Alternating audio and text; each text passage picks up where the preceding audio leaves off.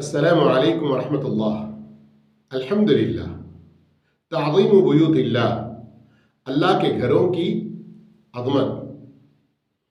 اللہ رب العالمین نے اس ساری کائنات میں سے مساجد کو اپنے گھر کہا ہے۔ اس کی اہمیت اور مسلم سماج کے اندر ان کا مقام و مرتبہ بہت اونچا ہے، اور ہم اللہ کے ان گھروں کی ویسے تعظیم کرنا جیسے اللہ رب العالمین چاہتا ہے، یہ ہمارے ایمان کا حصہ ہے، اور اس سے ہماری نیکیاں بڑھیں گی، ہمارا اجر و ثواب بڑھے گا۔ چنانچہ اللہ رب العالمین اپنے کلام پاک میں ارشاد فرماتا ہے، فی بیوت اذن اللہ ان ترفع ویذکر فیہا اسمہ۔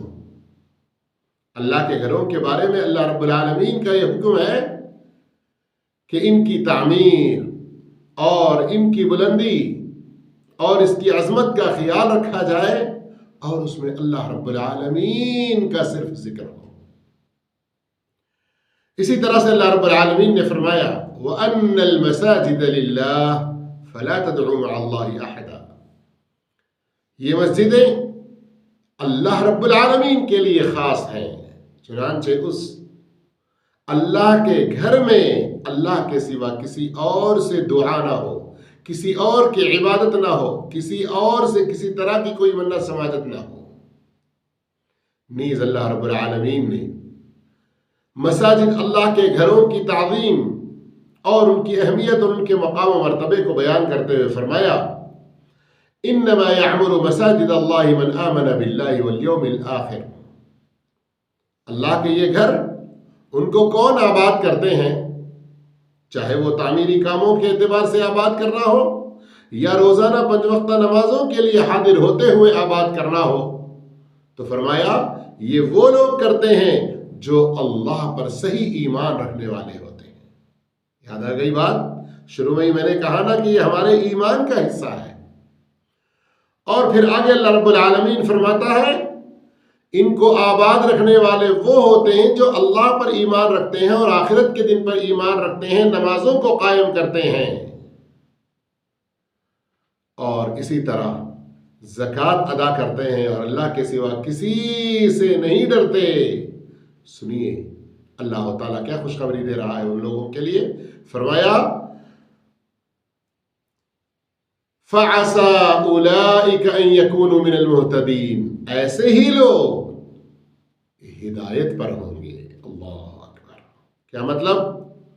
اگر آپ اپنے آپ کو کتنا بڑا مسلم سمجھیں، کتنے سارے دنیا میں لوگوں کے فائدے کے کام کرتے رہیں، مسجد کی تعظیم، مسجد کو آباد کرنے، 5 وقتہ نمازوں سے اس کو آباد رکھنے میں آپ کا کوئی کردار نہیں ہے، تو پھر آپ سچی ہدایت سے کوسوں دور ہیں۔ اب آئیے اس سلسلے میں نبی کریم صلی اللہ علیہ وسلم نے عملی طور پر اس کی تعظیم کے کیا نمونے بتلائے ہیں اور اس سلسلے میں کیا رہنمائی فرمائی ہے۔ سب سے بڑی اہم چیز کہ اللہ کے ان گھروں میں اللہ کے سوا کسی کی عبادت نہ کی جاتی ہو اور غیر اللہ کی عبادت کی طرف دعوت دینے والی کوئی چیز اس کے اندر نہ ہو۔ جی ہاں، کیوں؟ یہ اتنی بڑی خطرناک چیز ہے کہ نبی کریم صلی اللہ علیہ وسلم نبی بننے کے بعد 23 سال تک اللہ کے گھروں کو اللہ کی عبادت کے لیے خالص کرنے کی تعلیم دیتے رہے، بالخصوص وفات سے پہلے بھی۔ چنانچہ آپ صلی اللہ علیہ وسلم کے اس فرمان پر غور کریں آپ لوگ کہ آپ صلی اللہ علیہ وسلم نے اپنے امت سے پہلے والی جو امتیں گزری ہیں ان کا ذکر کرتے ہوئے فرمایا، ان اولئک اذا كان فيهم الرجل الصالح فمات بنوا على قبره مسجدا۔ وہ لوگ جب ان کا کوئی نیک آدمی مر جاتا تو اسے دفن کرتے اور اس قبر کے بازو، اس قبر پر، اس قبر کے ساتھ میں قریب مسجد بھی بنا دیتے۔ वसव्वरू फीही तिल्का सुवर, और उसमें उन लोगों की तस्वीरें लगा देते। फउलाइका शिरारुल खल्क़ इंदल्लाहि यौमल क़ियामा, क़ियामत के दिन अल्लाह के पास ऐसे लोग जो अल्लाह के घरों में गैरुल्लाह की इबादत का कोई भी तरीका अपनाते हो, ये अल्लाह के नज़दीक क़ियामत के दिन सबसे बुरे लोग हैं। गौर करें, शिरारुल खल्क़ अल्लाह के रसूल सल्लल्लाहु अलैहि वसल्लम ने फरमाया, और ये हदीस बुखारी मुस्लिम की है। मस्जिद की ताज़ीम में ये चीज़ भी दाखिल है, जैसे कि हज़रत अनस रज़ियल्लाहु अन्हु की हदीस मुस्तदरक हाकिम में है कि जब मस्जिद में दाखिल हो तो दायां कदम आगे रखें, और वापस जब ही निकलने लगें तो बायां कदम आगे रखें, और जो मसनून दुआएं हैं वो पढ़ें, कम से कम अल्लाहुम्मा इफ्तह ली अबवाब रहमतिका, और निकलते हुए अल्लाहुम्मा इन्नी असअलुका मिन फज़लिक। इसी तरह मस्जिद में जब दाखिल हो, मस्जिद में जब दाखिल हो तो मस्जिद के आदाब में से ये है, आप सल्लल्लाहु अलैहि वसल्लम ने फरमाया, इज़ा दखल अहदुकुमुल मस्जिद फला यजलिस हत्ता युसल्ली रकअतैन, जब तुम में से कोई आदमी मस्जिद में दाखिल हो तो उस वक्त तक ना बैठे जब तक कि वो 2 रकात नमाज अदा ना करे। और उन्होंने आजकल लोग इस बारे में बड़ी लापरवाही करते हैं, खुसूसन जुमा के लिए हाजिर होने वाले। अल्लाह के रसूल सल्लल्लाहु अलैहि वसल्लम ने आदाब मस्जिद की जो हमें तालीम दी है उसका ख़ास तौर पर ख्याल रखना चाहिए। इसी तरह से मस्जिद को हर तरह की गंदगी, नापाकी और बदबू से बिल्कुल पाक व साफ रखना चाहिए। वो बड़ी मशहूर हदीस हम में से हर एक को पता है कि रसूलुल्लाह सल्लल्लाहु अलैहि वसल्लम ने एक मर्तबा मस्जिद के अंदर किबले के सामने की दीवार में आपने बलगम देखा तो उसको नापसंद किया, और खुद आप सल्लल्लाहु अलैहि वसल्लम ने अपने दस्ते मुबारक से उसको साफ किया। इसी तरह वो सही हदीस भी आप सबको पता है कि आप सल्लल्लाहु अलैहि वसल्लम ने फरमाया, तुम में से जो कच्ची प्याज और लहसुन खाए वो हमारे मस्जिदों के करीब न आए। क्यों? फ़इन्नल मलाइकता ततअज़्ज़ा बिमा यतअज़्ज़ा बिही बनु आदम, इंसान को जिन बदबुओं से तकलीफ होती है फरिश्ते भी उससे तकलीफ महसूस करते हैं।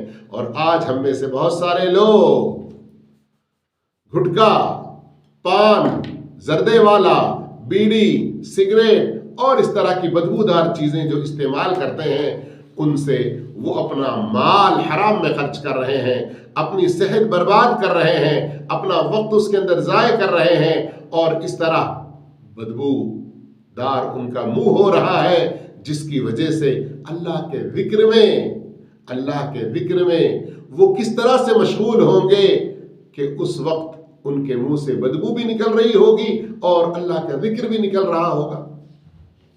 इसलिए ये ज़िक्र और मस्जिद में हाज़िरी और दूसरे नेक काम ना छोड़ें, बल्कि इन बुरी आदतों को छोड़ दें। और इसी तरह मस्जिद में दुनियावी बातें, बेकार मशगले और ऐसे कामों में ना लगें। और यह क़यामत की निशानियों में से बतलाया गया है, जैसा कि मुस्तदरक हाकिम की एक हदीस में है, याती अलन्नासी ज़मानुन, एक ज़माना ऐसा आएगा कि लोग मस्जिद में हल्के लगा के बैठेंगे, सिवाय दुनियावी बातों के और कोई उनका मकसद नहीं होगा। ऐसे लोगों के साथ तुम ना बैठो, अल्लाह को ऐसे लोग पसंद नहीं हैं। इसी तरह मस्जिद में गुमशुदा चीज़ों का ऐलान भी नहीं करना चाहिए। रसूलुल्लाह सल्लल्लाहु अलैहि वसल्लम ने मना ही नहीं किया, मना करने के साथ साथ आप सल्लल्लाहु अलैहि वसल्लम ने बद्दुआ भी दी ऐसे लोगों के लिए। और इसी तरह मस्जिद में रहकर शोर शराबा, आवाज़, हल्ला मचाना, शोर व गुल करना, ये किसी सूरत में जायज़ नहीं है। और हमारे बाद नमाजी होते हैं, अल्लाह रब्बुल आलमीन उनको और सबको हिदायत नसीब फरमाए, ऊंची ऊंची आवाज़ में बातें करते रहते हैं। और एक सही हदीस के अंदर आप सल्लल्लाहु अलैहि वसल्लम ने एक मौके पर क्या फरमाया, इन्नल मुसल्ली युनाजी रब्बहू, बेशक नमाज पढ़ने वाला वो अपने रब से सरगोशी कर रहा होता है। फलियंजुर बिमा युनाजी भी, वो गौर कर ले कि अपने रब से वो क्या सरगोशी कर रहा है। फिर दूसरों को फरमाया, वला यजहरु बअदुकुम अला बअदिन बिल कुरआन, तो ऐसे वक्त में मस्जिद में रहते हुए کوئی اتنی اونچی آواز میں قرآن نہ پڑھے کہ خود دوسرے قرآن پڑھنے والوں کو، نماز پڑھنے والوں کو ان کی نماز میں تشویش ہو، نماز میں ڈسٹرب ہو. ایسا نہیں ہونا چاہیے. اس حدیث کو شیخ البانی رحمہ اللہ نے اپنی صفت الصلاح میں بیان فرمایا ہے. خلاصہ کلام یہ ہے کہ ہم مسلمان اللہ اور اس کے رسول صلی اللہ علیہ وسلم کی ان تعلیمات کو جو مسجدوں کی تعظیم اور ان کے آداب سے متعلق ہیں ان کا خوب اہتمام کرنا چاہیے. اللہ تعالی مجھے آپ کو سب کو نیک توفیق عطا فرمائے.